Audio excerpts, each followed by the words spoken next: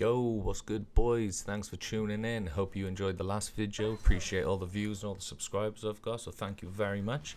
If you're here, we're going to run through now the updated version of the build. I've been playing for a couple of days, probably spent just under a divine on it, and I've got quite a bit of currency going to kind of get this going a little bit further. So I've been messing around with it for a few days, and it's kind of feeling like it's getting to a good point now where we can start really ramping up the damage and trying to get a little bit more tanky so we can run a little bit further into the end game maps. I'm currently sitting about tier 8 or 9, so I'm trying to make a couple more changes, save up for a few more duels, and that's going to be able to push us that little bit further into the end game. There's still a few tweaks and changes that I need to make, but until then, let's get into it.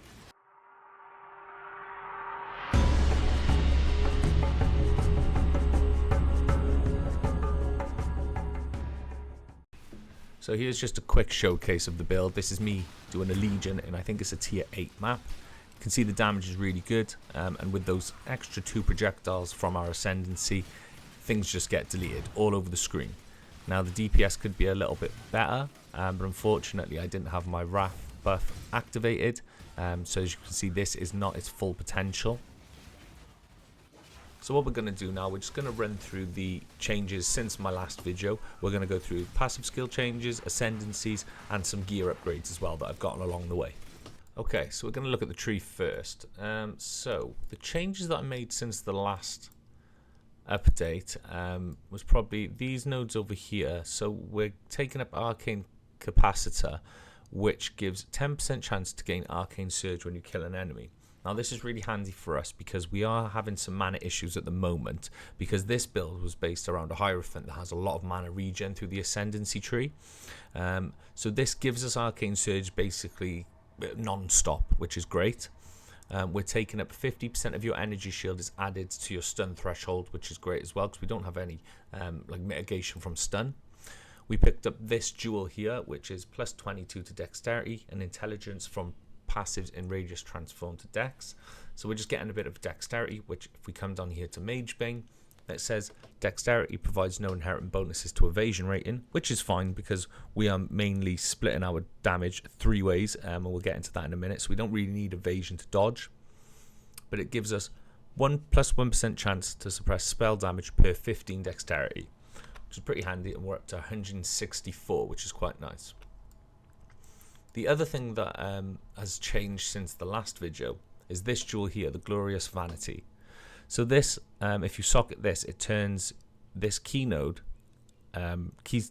passive into a 50% of non-chaos damage taken bypasses energy shield. So this basically means 50% of damage goes to our life.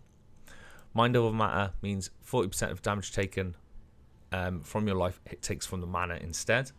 And then we've also got energy shield. So we've got like 3 different layers of defenses, which is really handy when it comes to taking those big hits. It's kind of like you've got 3 layers of HP. We've also got this Jewel the Light of Meaning. Passive skills in radius also grant +5 to maximum mana, which is really good because our mana is kind of the bread and butter of our build. This is where we're going to be getting more defensive and more offensive, is by stacking mana.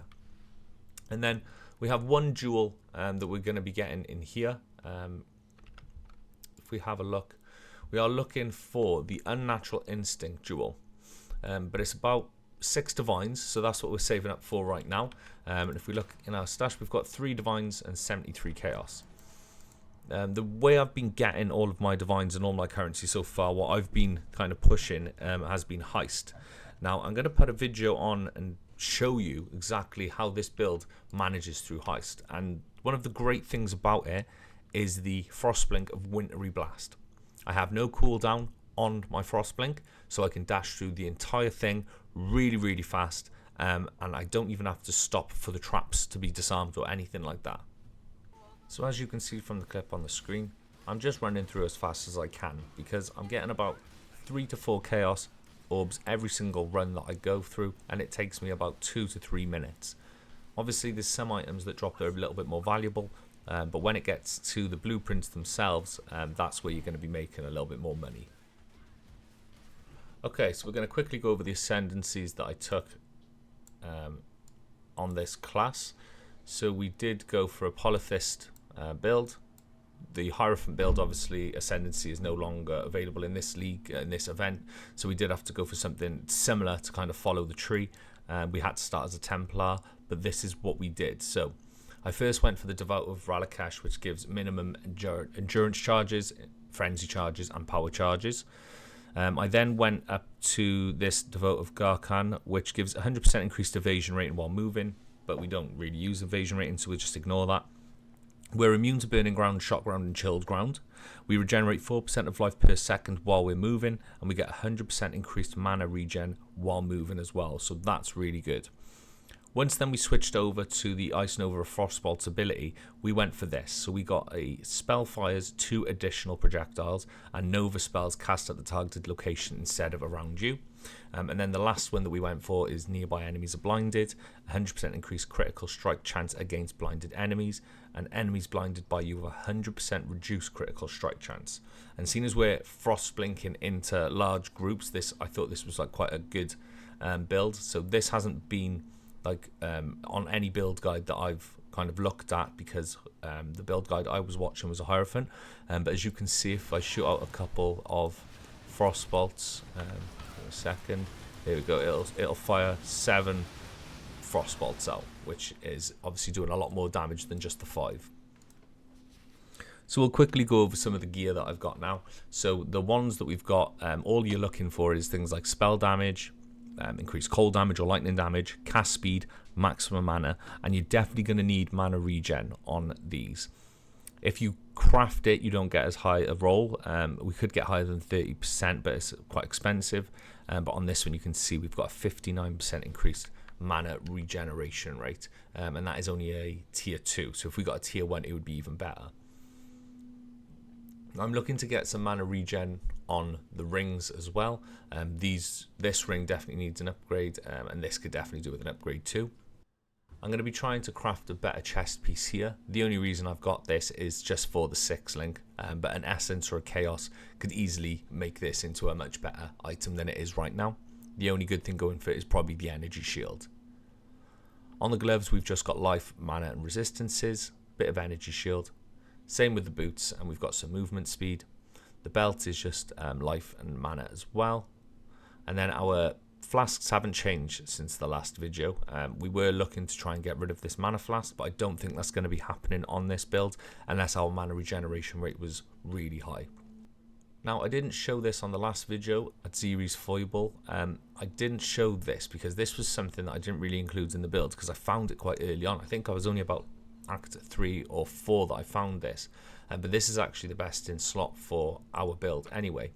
Costs around 10 chaos, and Katava's Thirst is what we need to make this build work. If you don't know how it works, just check out the last video. It's quite simple. You put links into that. Whatever's in that, you spend 100 mana, it gets cast, and that's where the frost bolts come from with greater multiple projectiles. Okay, so if you've been following along the build so far, and you feel like you need to get some more upgrades, here are a couple of things that we can do. And this is what I'm going to be doing before the next build update. So we're going to need to get a new chest piece called the Cloak of Defiance. I'll put this on screen so you can see the stats that are available on it. What this is going to do is going to give us mind over matter without taking the Kino passive here. We're going to be able to free up these 5 passive skills. We're going to take the Glorious Vanity Jewel and we will socket it in here. And then that will allow us to get this keystone, Corrupted Soul, in the Mind Over Matter keystone. We're then going to move this Careful Planning Dexterity Jewel, and we're going to stick it in here for an extra 2 passive skill points. So we're going to have an extra 3 passives ready to go. Those 3 passive points will be placed here in Life Generation, and here for the Unnatural Instinct Jewel.